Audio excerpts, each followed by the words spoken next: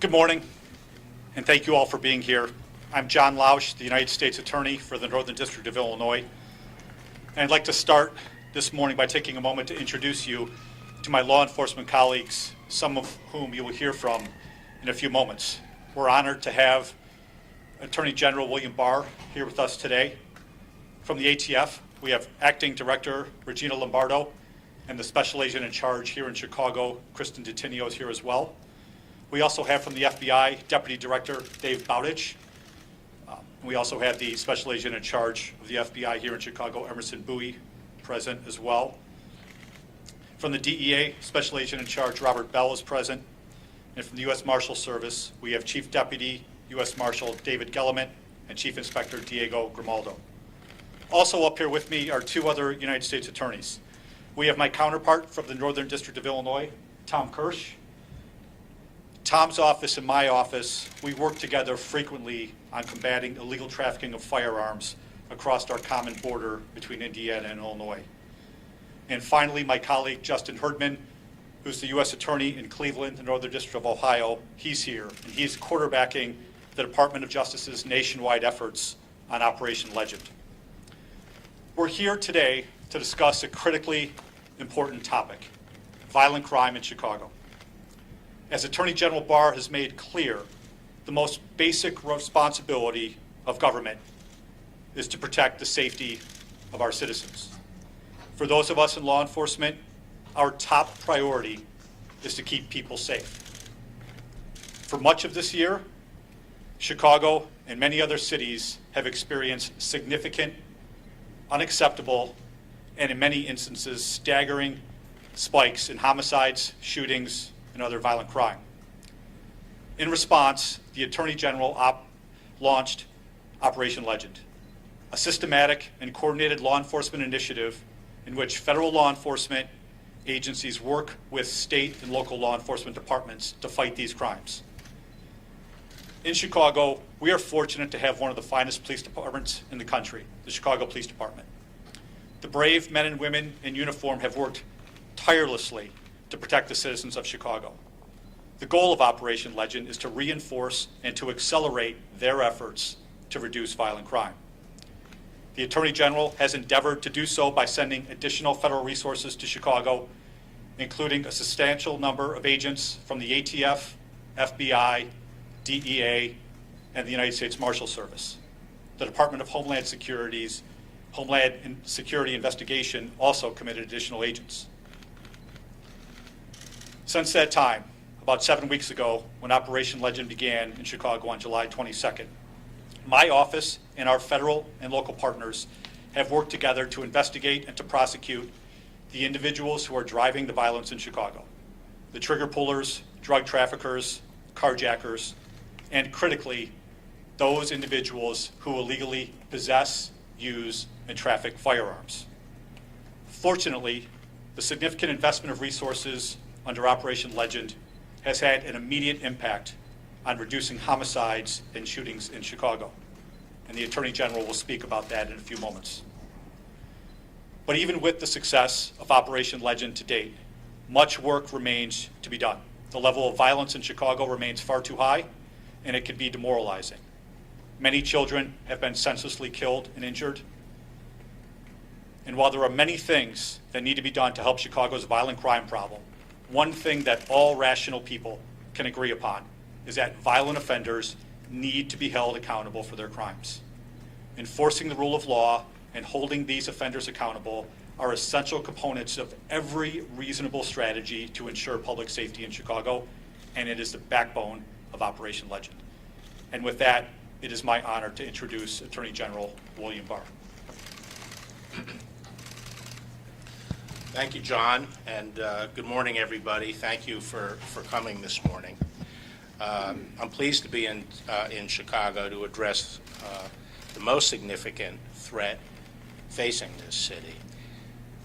The explosion of violent crime, particularly homicides in Chicago earlier this year, threatened not only safety, but this city's way of life. The federal government responded with Operation Legend, one of the most significant federal law enforcement operations in recent years. We have dedicated hundreds of federal government's best investigators, analysts, fugitive trackers, and other experts to work with our state and local colleagues in law enforcement here in Chicago to help get violent criminals off the streets. And I am pleased to report that Operation Legend is working. Crime is down, and order is being restored to this great American city.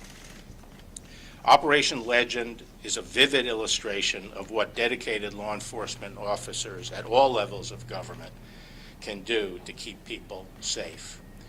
Unfortunately, too many people in too many cities insist on denigrating, demonizing, defunding police.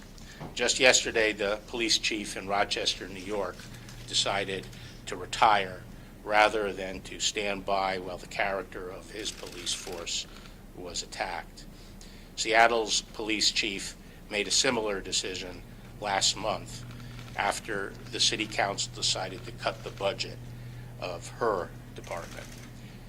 Other cities, including New York, Baltimore, Los Angeles, and San Francisco, have recklessly slashed police funding at a time when their residents need protection more than ever. This is a misguided and short-sighted policy, and I fear the costs will be devastating. There is no harder job in America today, and I think no more noble job than serving as a police officer. And on behalf of the Department of Justice, I want to thank all of those in Chicago and beyond who protect and serve. The increase in violence that has plagued Chicago and other cities is what prompted the department to launch Operation Legend 2 months ago in Kansas City, Missouri. The operation is named for Legend Taliaferro, a 4-year-old Kansas City boy shot and killed while asleep in his bed. The purpose of the operation is to make clear that his life mattered, his name should be remembered, and other innocent victims like him, including the 8-year-old girl killed in Chicago on Labor Day, should not suffer such senseless deaths. After starting in Kansas City, Operation Legend expanded to Chicago 2 weeks later and is now active in 9 major cities. As part of the operation, the federal government has dispatched over 1,000 of our most skilled agents to help state and local law enforcement fight violent crime. Over the past 2 months, federal agents involved in Operation Legend have made more than 2,500 arrests, many for violent crimes, including homicide and sexual assault. One of these arrests came on August 13th, when Kansas City police, with the support of the FBI and the U.S. Marshals, arrested the suspected murderer of Legend Taliaferro, the 4-year-old boy who inspired the operation's name.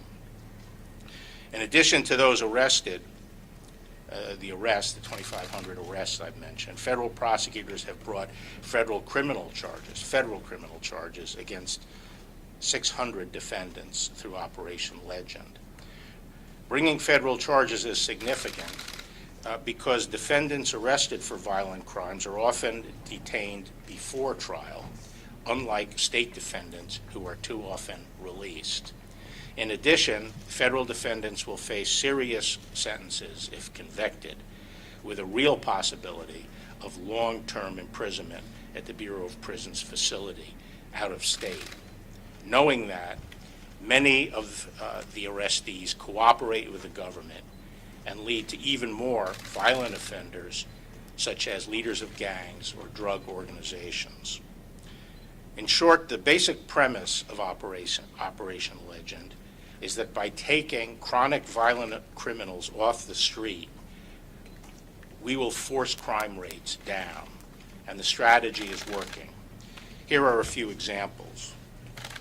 In Kansas City, violent crime has dropped by 32% since we launched Operation Legend, with homicides down 18% and aggravated assault down a remarkable 47%. In St. Louis, homicides have dropped by 47% in the 4 weeks since Operation Legend began, and more than 120 defendants have already been charged federally. In Detroit, homicides have dropped more than 25%, and non-fatal shootings have dropped by more than 35% in the 7 weeks of Operation Legend in that city. In Memphis, homicides in August dropped by nearly 27%, and U.S. Marshals arrested 47 persons wanted for homicide. In Milwaukee, non-fatal shootings have dropped by 25% in the 5 weeks since the operation began. Operation Legend's success is perhaps most dramatic here in Chicago. When the operation was announced on July 22nd, homicides in the city were up 51% over 2019. Over the previous weekend, more than 60 people had been shot in Chicago, with over a dozen fatalities. Other violent crime, including looting and rioting, was increasing also. And the signs pointed toward the problem getting even worse, with the campaign to demonize and defund the police gaining traction, and criminals increasingly believing that they could operate with impunity. What we committed to Chicago in connection with Operation Legend were 400 federal agents, over $9 million of grant money to the police under our COPS program, which allowed the police to bring in 75 more positions, and $3.5 million in technical assistance to support the expanded anti-crime operations. Together, federal, state, and local law enforcement in Chicago, working as part of Operation Legend and our joint task forces, have reversed that dangerous spike in violence. Federal agents and deputy U.S. Marshals, along with state and local task force officers, have made more than 500 arrests, many for violent crime like homicide, sexual assault, and robbery. And federal prosecutors have charged, federal charges, 124 defendants, including 90 with firearms-related charges and 30 with drug trafficking-related charges. Many of those defendants are now detained pending trial rather than causing harm on the streets. The results of those actions speak for themselves. Over the first 5 weeks of Operation Legend in Chicago, murders dropped by 50% over the previous 5 weeks. August ultimately saw a 45% decrease in murders compared to July, and a 35% decrease compared to June. In fact, Chicago in August saw the lowest number of murders at any time since April. The bottom line is that Operation Legend has played a critical role in cutting Chicago's murder rate roughly in half since before the operation. This progress has come at a price. Tragically, an officer in Cleveland who was participated in Operation Legend was killed in the line of duty on his first day with Operation Legend. He was an experienced detective who'd volunteered for the program, and he was investigating gangs, particularly those involved in drug trafficking. His sacrifice is a reminder that it takes a special kind of courage to sign up as a police officer. All of us mourn his loss, and we will carry on his legacy by continuing the good work in Operation Legend, not only in Cleveland, but here in Chicago and beyond. I thank the state and local law enforcement partners here in the Chicago area who have helped make this operation successful, and I look forward to continuing to work together in the days ahead. Thank you.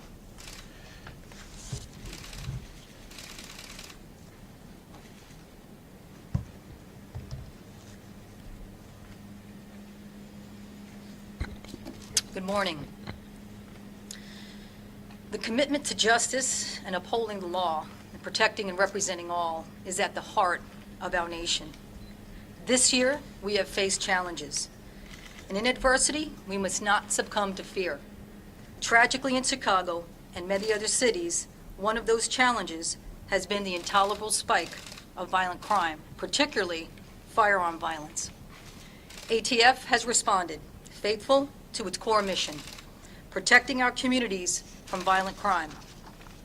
I stand here today on behalf of the brave men and women of ATF, along with my colleagues from the Department of Justice, led by Attorney General Barr, U.S. Attorney John Lausch, Tom Kirsch, Justin Herdman, and my friend and colleague from the FBI, Deputy Director Dave Bowditch. We stand here today to reiterate our unequivocal commitment to honor the lives of Legend Telefaro and all of the victims and families that has died from firearm violence, bringing to justice the trigger pullers who terrorize our neighborhoods, like in Chicago, and the traffickers who fuel the violence by illegally supplying them with guns. There is no higher mission for ATF and our law enforcement partners than to protect the public from violent criminals. That is the purpose of Operation Legend. We are in Chicago. We are in other Legend cities working with the communities to identify, investigate, and prosecute those who inflict pain and destruction by engaging in firearm violence. We do this with the promise to uphold the rule of law, with the fairness that reinforces the dignity of all community members, most particularly the victims and their families. Every day across the country, ATF special agents and industry operations investigators pursue criminals who illegally use and possess guns, that trafficking organizations that illegally supply those guns to thieves who also steal those guns federally from licensed dealers. We are committed to removing the most violent firearm offenders from our communities, and it is most critical to dismantle those firearms trafficking networks, the gangs and organizations that fuel the violence, and interdict those firearms before they are used in crimes. One of the ways that we ensure that we stay focused on the most violent criminals, the actual shooters, is by using forensic science, particularly ATF's National Integrated Ballistic Information Network. We commonly refer to it as NIBIN. NIBIN allows us to use shell casings from recovered shooting scenes to specific firearms and to other shooting incidents. We know this from decades of experience that a relatively small number of offenders in our communities are responsible for multiple shootings. By generating prompt, actionable leads, NIBIN allows ATF and our partners to identify, investigate, and apprehend the shooters before they reoffend. One of the tools that we've deployed right here in Chicago, is our mobile command center. The mobile command center is configured to process ballistic evidence within hours of a shooting to support the Chicago Police Laboratory Facility. It contains NIBIN acquisition imaging units, a test fire room to obtain ballistic samples, and is equipped to facilitate the processing of fingerprints, DNA from recovered shell casings, and firearms. Since its deployment in Chicago, the Mobile Command Center has processed at least 288 shell casings, generating over 50 leads. These are investigative leads to solve gun crimes. We have also, one of the ways to eliminate and to really be effective is here in Chicago is by providing our National Correlation Center access. We bring that to the Chicago Police Department. Almost without exception, within 48 hours, Chicago Police Department can enter shell casings into NIBIN. Our Correlation Center completes the correlation analysis that can link multiple shooting incidents or link a recovered shell casing to a specific firearm. Our Correlation Center's 48-hour turnaround time is essential to providing timely leads so that investigators can identify and apprehend the shooters who are driving the grim statistics Chicago is combating. And as the Attorney General emphasized, our combined efforts are working. Operation Legend investigators are working around the clock. We have seized more than 500 firearms in 9 cities, including 200 in Chicago alone. We are on the streets, making cases, watching our partners' backs, holding the line, and holding accountable those who terrorize our communities. You don't have to be in law enforcement to know that this is dangerous work. Our entire ATF workforce has answered the call to protect and serve. This is ATF's mission. We are committed, as we took an oath, to protect the United States and uphold our Constitution. We serve you, we serve the communities, and we serve your neighborhoods. We are here to ensure that you are safe. Thank you. Director Bowditch? Thank you. Good morning. As Attorney General Barr noted, our nation has made great progress against violent crime, but it still plagues way too many of our communities. And those of us in law enforcement cannot rest while any American lives in fear in their own home or certainly in their own neighborhood. The violent crime threat we face today is very diverse, it's very dangerous, and it's much too all-encompassing for any one agency, be it state, local, or federal, to tackle alone. This is why the Attorney General has launched Operation Legend. While every agency here today that's represented has a different role and responsibility, fighting violent crime is a responsibility and a duty that we all share. It's one team and one fight. That's why Operation Legend was established, to marry the resources of the federal government to assist in tackling the rise in violent crime in many cities throughout the U.S. By combining the resources of all these players, we believe we can have a lasting impact and make our communities safer. Operation Legend reflects that team approach, and the men and the women and the men and women of the FBI are committed, just as our partners are committed to meeting this challenge. Through our violent crimes and gang safe streets task forces, the FBI and our partners bring to the table what we do best. Prior to and even more so throughout this operation, we continue working closely with our federal, state, and local partners to combine our expertise, our knowledge, and our resources to identify, investigate, and prosecute those responsible for the violent crimes occurring in our cities. The FBI's focus is on targeting the overall leadership structure of our gangs and our criminal enterprises that drive the scourge of violent crimes in many of our communities. What we bring to the table is the ability to target some of the most violent offenders in the short term while pursuing a long-term strategy to dismantle criminal enterprises and gangs. The Bureau has already dedicated significant resources and leveraged our partnerships in cities chosen for Operation Legend. We've surged additional resources to help further reduce violent crime in Operation Legend. For example, right here in Chicago, we brought in 60 FBI special agents in addition to what was already assigned here, to those already assigned here. We also surged analytical resources and data exploitation personnel to help in those investigations. Many of these folks have left their own communities to come and work side by side with the FBI agents, the ATF agents, the Chicago Police Department, and other agencies that are here. They left their own families and their own homes because they want to help, and they want to be here to help Chicago in any way. We've done this to help investigate and take the worst offenders off the street, and with the hope that we can cripple some of these organizations out there. This effort includes agents, intelligence analysts, digital evidence experts, and personnel from field offices across the country, all working together to reduce violent crime, to keep people safe, and to find and stop dangerous criminals through law enforcement actions, digital forensics, mapping trends, tips, hotlines, digital billboards, social media, press releases, and the like. It's a true team effort which cannot be accomplished through the law enforcement partnerships alone. It also needs the hard work of the community, but I will tell you this, there are a lot of hard-working assistant United States attorneys throughout this country that are side by side with these investigators trying to help curtail the violence in many of these communities. And we're already seeing real results. Many of those have been discussed already, so I won't go through those.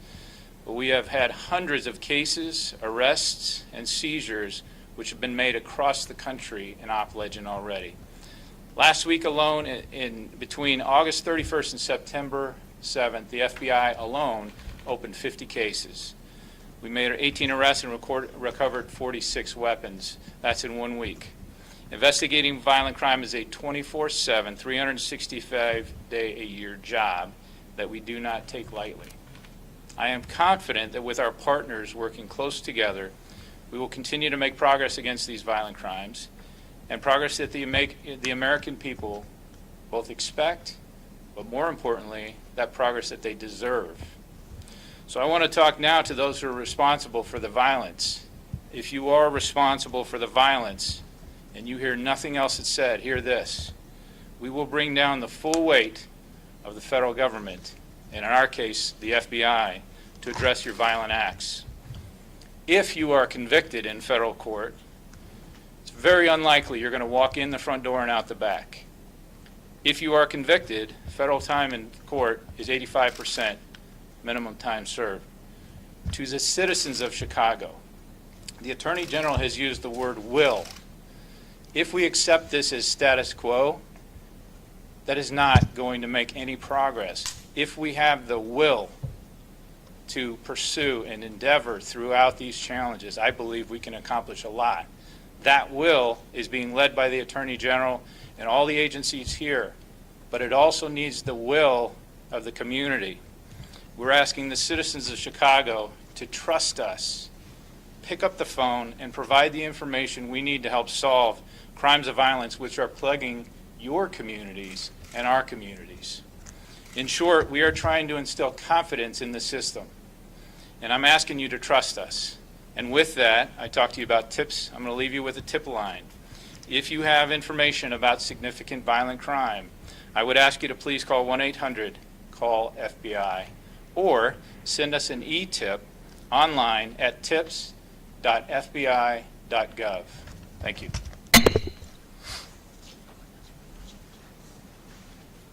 Okay, so we'll take some questions now. Mr. Attorney General, welcome to Chicago. Thank you. I wonder if you could comment on just two things. On September the 1st, President Trump said, and I'll read you a quote, he said, "We've already conducted more than 1,000 arrests in our first month in Chicago. Chicago was a total disaster with a radical left Democrat in charge." Number one, there's a difference in the number of arrests from what you've announced. I think you said 124 versus the 1,000 that the president claimed. Well, so U.S. Marshals make arrests based on state warrants and then turn those individuals over to the state for state charges. The number I gave you were those who were charged federally. Do you share the president's view that the problems of violence in Chicago are related to the leadership of the city, the mayor, and the president has also singled out the governor of Illinois in making those comments? Well, I'm not going to comment on the specifics here in Illinois or Chicago in terms of the leadership, but I'll just say generally that I've observed the most important ingredients to maintaining safety and dealing with violent crime is a strong police force, a DA that is oriented toward taking violent offenders off the street, the backing of the law enforcement community by the political leaders, both the mayor and the governor. And when those are in place, then I don't think we will be seeing the increases in crime that we've seen recently. I think the increases in crime, there may be a number of factors involved, but part of it is the emboldening of the criminal elements, the chronic offenders, and the perhaps withdrawal of the police in the wake of the attacks on the police. So I think it's very important to support the police department and the chief of police in these cities. Do you believe the mayor and the governor have not been doing so? I'm not going to comment on that. I think I think the mayor and maybe I can ask the U.S. attorney, but my understanding is that the mayor and the president talked. The president discussed Legend and our desire to come in and to help with Operation Legend, and she said she would accept the help, and so she approved us coming in and providing this assistance. I know the U.S. attorney had discussions with her about it. So this is all about working in partnership with state and local, and that partnership is working well right now. Sir, what about the local state's attorney or local judges? In talking about taking offenders off the street, are you in part kind of putting this at the feet of the state's attorney or the local judiciary? I think, unfortunately, in our country, and I think that's the case here in Illinois, the system of justice, state justice, is going back to a revolving door system that we had earlier. You know, 1992 was the peak of violent crime in the United States. It had trebled over the preceding 30 years. It had just shot up 3 times to 92, and then it's been halved since 92. And part of that process was stopping the revolving door and having pretrial detention of people who still posed a threat to the community. A lot of states are now pulling back from that. And I do think that, I think maybe John could give you some specific examples, but nowadays a lot of these hoodlums on the street feel that they have impunity to carry their guns out on the street. They don't hide them anymore and use, pick them up when they think they're going to need them, but they just carry them as a matter of course because they think they can do it with impunity, and they'll be in the front door and out the back door if under the state system. And I think that one of the reasons why federal support at this stage is so important is because we have stronger laws in this regard. There's a lot said about community policing. That's sort of one of the buzzwords out there. Oh, we just need more community policing. Well, what isn't discussed and what people have to understand is there is an essential prerequisite for a community policing program, and that is pretrial detention. Because people in the community, and this, I think any police chief who's been involved in law enforcement, I saw this back in '92, will tell you that people in the community will not come forward and engage with the police if they feel that someone about whom they've given information is going to be right back out on the street. They need to know that when the police take someone away, they're not going to be there the next day to retaliate. So in New York, for example, which had one of the best community policing programs in the country. It's just an amazing program. It's essentially falling apart right now because of the changes made in state law on bail reform, where people are just out on the street almost instantaneously, and their lawyers get access to the information provided to the police that served as the basis for the arrest. So that community policing program is drying up. It's broken. So I'm all for community policing, but people have to recognize you have to keep the violent offenders off the street, otherwise you will not get the cooperation of the community. Is that an answer to your question? Yes. So you mentioned when the operation first started, the amount of arrests you all made and got people off the streets. The murder rate and shooting is up, as you mentioned, right around 50% of the time. Well, right now, that murder rate and shooting is still at about 52% compared to the same time last year. Is it a little premature to say that this is for sure working and taking, driving down the violence rate here in Chicago? Is it too early to say that, or do you feel confident that the work that you're doing is making significant strides? Well, no, I'm confident that the work we're doing is improving the situation. So just to follow up on that, But the rate not have gone down by now, at least even a little bit? it has gone down. It has gone down. Chicago, It's half of what it was the preceding month, and it's the lowest murder rate since April. So, we're starting from a very high level, and it'll take some time to get it down to, perhaps what would you say? Yeah, no, I would agree with that. I mean, very, very clearly, Operation Legend helped. It helped stop what we were seeing were increases in homicides month after month after month. You've obviously seen the data. May, June, July, it was getting out of control, and it dropped in August. Dropped by half in 1 month. So I do think there's a correlation, and it's a correlation we're seeing across all our cities right now. All of the cities are going down, the homicide rates and the violent crime rates. Now, we're obviously going to continue to watch what happens and adjust our activity based on that. Sir, I have a question. I'm sorry, you had a question? I did, yeah, thank you. often would name check Chicago and its bloody gun violence. Mayor Lightfoot and our former Mayor Emanuel would respond that if we seriously wanted to help, he would send in more federal resources. And when the former Attorney General Sessions did temporarily send a few dozen federal agents here, they seemed to be welcomed very warmly at that time. What took your office so long? What took my office so long? So long to do what? To send I described what the genesis of Legend was, which was before COVID, we started seeing violence upticking in a number of cities, nowhere near the level it got to most recently. And we tried to launch a program called Relentless Pursuit.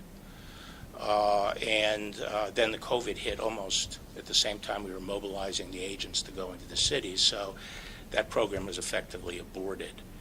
In the meantime, with the incident with George Floyd and the attacks on the police and the demonization of the police and discussions of defunding, we saw sharp increases in a number of cities, including Chicago. And so at that point, we essentially rebooted the idea of targeting various cities and targeting the increases in violent crime and sort of tailored it to the phenomenon we were seeing in the wake of the defund the police effort. And Chicago didn't meet all the criteria that we had been looking for in cities, but given the visibility of Chicago and the very high levels of homicide, we decided we would include Chicago.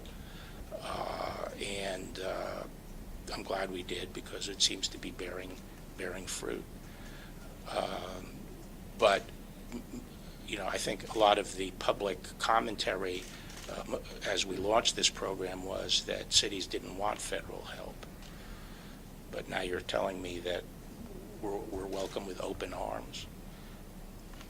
That's news to me around the country. But as I said, Mayor Lightfoot did agree to and seemed happy that we were coming in. Sir, President Trump has seemed to suggest at times that he has a quick fix for violent crime in Chicago that can be fixed kind of overnight or within a week. Something. Do you know what he's talking about? Is it involved in the National Guard? Is it this? Do you know what he's been referring to? Well, I think it's important. This is a distinction that the media doesn't frequently make, but there, in my mind, and I think the mind of most people in law enforcement, there's a distinction between addressing violent crime, which is what Legend is about, and addressing civil unrest and some of the violence that we've seen in conjunction with supposed protests. And I think he's talking about the latter in that, which is that there you can deal with the occupation of areas in the city, and you can deal with the sieging of various government buildings, with dispatch. I don't think he's talking about eliminating violent crime that way. But dispatch of what? The National Guard? Or Dispatch meaning quickly. Well, it depends on the circumstances. There's some places where state resources are completely adequate. Even state civilian law enforcement resources can be completely adequate. It depends on the circumstance, the size of the demonstration and the size of the state's assets. And then we can also use civilian federal assets, as we have in some places. Mr. Barr? Yes. How many of those 400 agents are new bodies on the ground here in Chicago? So I would say we already have a large number of law enforcement working in Chicago. At a minimum, there were 100 new FBI, ATF, and DEA agents that came in. There were several dozen repurposed Homeland Security agents as well, and the same with the United States Marshal Service. So, it's hundreds of new people who came in to help and to work directly with the people that were already here beforehand. So 100. I think there were 200 new bodies of the 400, and the other 200 were repurposed from the other work they were doing and shifted to violent crime. Okay. Okay. So, Yes. Sorry, my question is a little bit off topic. I apologize for that, but I need to ask about Ms. Carroll and how the president was acting in his official capacity when he denied knowing her, and also why the American taxpayers might be on the hook for any damages that could be awarded to her. Okay, so this has to do with something called the Westfall Act. That is an act that provides that when tort cases, state tort cases are brought against government employees in the executive branch and in the legislative branch, and the tort was allegedly committed in the course of federal employment, the case can be certified for shifting to the federal courts, and the United States can be substituted as the responsible party. This has become somewhat routine to the extent that the certification process has been delegated to an attorney in the tort section of the Civil Division of the Justice Department. The process involves the employing agency, which in the case of a president has been the White House, sending in a memorandum requesting certification. That process was followed in this particular case. The case law is crystal clear that the Westfall Act applies to claims against the president, the vice president, as well as other federal employees and members of Congress. There's case law in D.C. It has been invoked by previous presidents, including most recently Bush 43, Vice President Cheney, President Obama, and now President Trump. The case law is very clear, and there's a D.C. Circuit case called Ballinger on the topic that says that because we are a representative democracy, officials who are elected and answer press questions while they're in office, even if those questions relate to their personal activity and could bear upon their personal fitness, is in fact in the course of federal employment and can be therefore certified under the Westfall Act. The case in that situation was a congressman who was answering questions about why he had separated from his wife, and he was sued for defamation because of something he said in that answer. And so the court said that elected officials in our democracy, a representative democracy, when they're answering questions in office, even about personal affairs, any defamation claim is subject to Westfall. So this was a normal application of the law. The law is clear. It is done frequently, and the little tempest that's going on is largely because of the bizarre political environment in which we live, and well, I'll just leave it at that. Yep. Taxpayers being on the hook, though, for any... As they always are under Westfall. That's the statute. That's the statute. The guns that have so far been collected by Operation Legend, any idea as to how many of them were acquired illegally, that any statistics available on that yet, where they're coming from? I'll ask Jean at the ATF to see if she has any more specific information, but I know that a number of the cases, because I was looking over some of the cases here, and a number of the cases relate to straw purchasers who were, going out and gathering guns for gangs. So I know that that's one of the areas that ATF has been targeting. I can comment a little bit on that. We look at the patterns of the trafficking factors. When we recover crime guns here in Chicago, we trace that weapon. What we find that many of the weapons that are either purchased maybe lawfully, but also go into unlawful commerce by trafficking organizations. Many of the, we call the pipeline of weapons that are being seen, recovered here in Chicago do come from other states. Some come from the Milwaukee area. Every state has a different source, but particularly for Chicago, we see a lot of that trafficking patterns. So we have what we call a trafficking group. We focus primarily on those in particular source states. To cut that pipeline down, when the firearms are recovered here, we trace them to the last known purchaser. The firearms trace gives us what we call from cradle to grave, where the firearm was purchased and where it ended up. And we try to fill in the blanks, and NIBIN kind of gives us the life of crime it led in between that time. So we do see, we call straw purchasing, lying and trying, lying and buying. So those are all also part of our Project Guardian aspect, which is we're looking at going after those traffickers, particularly to cut that pipeline of weapons coming into Chicago. So that's what we're predominantly seeing. And that is also allowing us to put resources there in our source states, because I believe if we cut the pipeline of weapons, we would have what we call a little bit less of the use of those weapons. So that's what we're seeing primarily, is our trafficking groups are giving us that.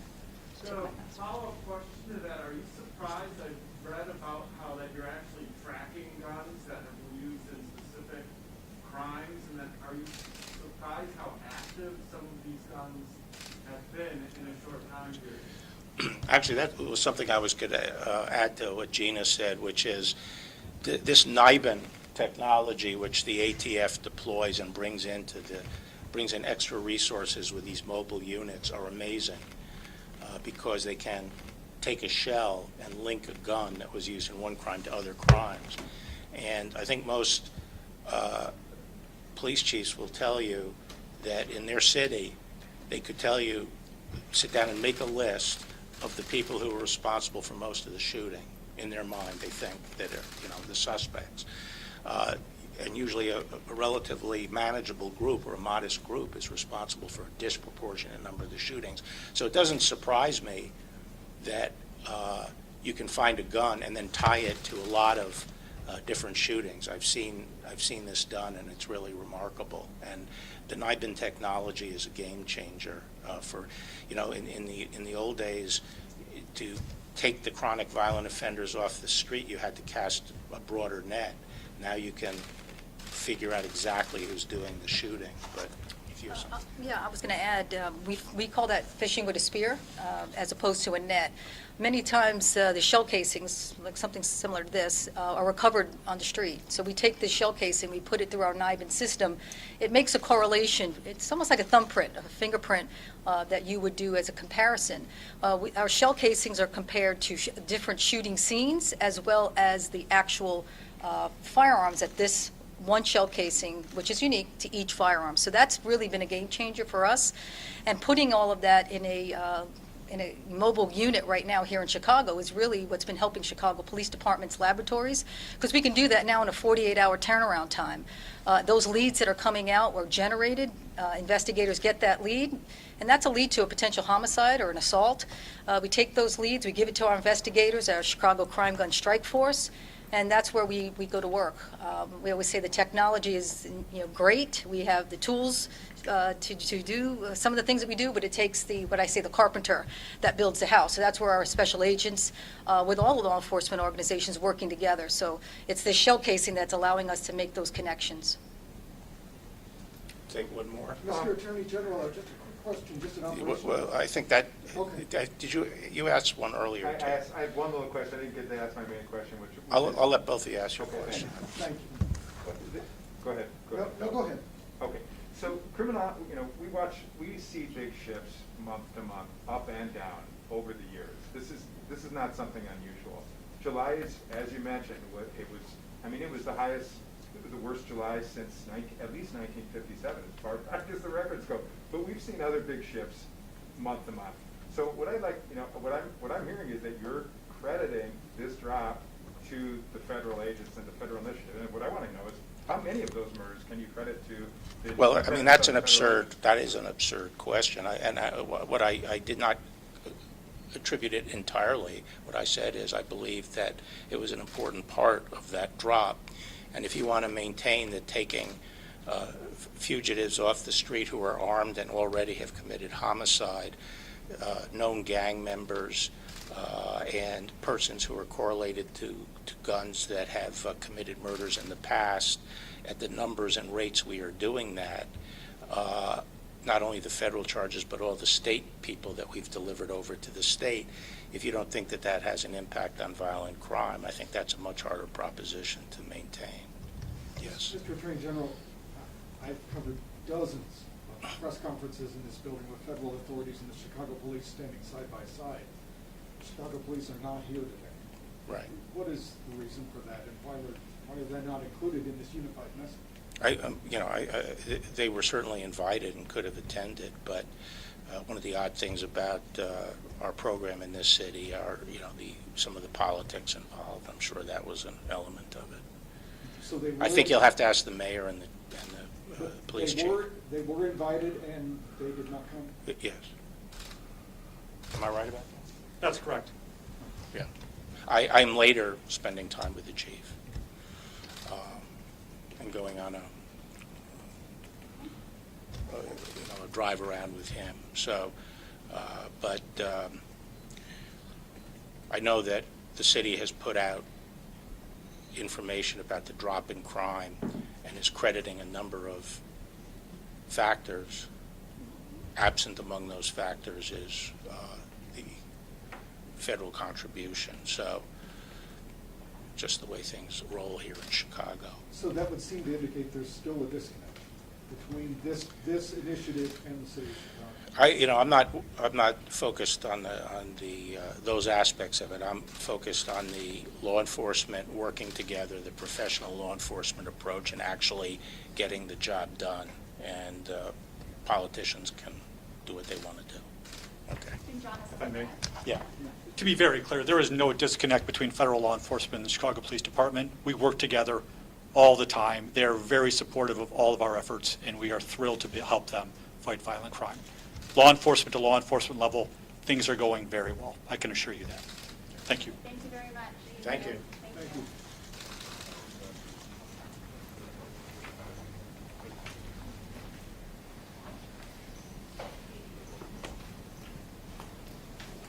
Good one, Phil, as usual. Thank you so much. Thank you. Thank you so much. My battery is listening to